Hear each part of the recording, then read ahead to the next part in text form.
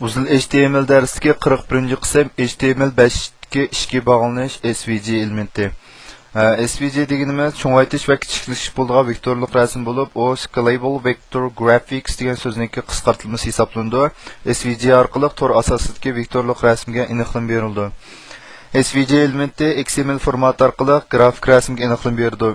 SVG rasmning cho'ng kichikligini o'zgartganda rasm aniqlikka ta'sir etmaydi. SVG internet tor hamkorligining o'lchami hisoblanadi. Ikkinchi SVG'ning afzalligi boshqa rasm formatlari, masalan GIF va JPG ga solishtirganda tuvandagidek afzalliklarga ega. SVG rasmni yiziq tahrirlovchi orqali qurishga bo'ladi. SVG rasmni izlashga va taglashtirishga bo'ladi. SVG rasmning cho'ng kichikligini xohlagancha o'zgartirib bo'ladi, ham o'zgartirish rasmni aniqlikka ta'sir etkazmaydi. SVG rasmi aniq aniqlik darajasida printer tomonidan eng suzuk holatda urib chiqariladi.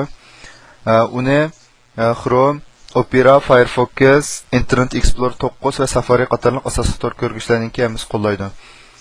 Tuvanda biz oddiy SVG kodni qaraydigan bo'lsak, masalan, misolda mayada SVG ga aniqlanmagan bu yerda bu XML NS qiymat orqali buniki SVG ekanligini, aniki nashrning birda-bir ekanligini aniqlab berib o'tgan. Ma o'ttirda kod orqali bu yerda bizga bir bu sirtqi qirdinki ko'kram, ondan keyin ichiga qizil rang o'rlashgan holatdagi bir xil 5 varniki shaklini sizish kodini bergan.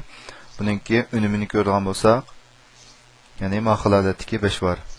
Demak, buningki kodimi men qaraydigan bo'lsak, nihoyatda oddiy. Bu shu chuqur kod bilan bir dona 5 var shakllik vektor rasmi chiqargan. Bu rasmni mayli qanchalik cho'ngaytayli yoki kichiltayli, buningki aniqlikka hech qanday ta'sir etmaydi.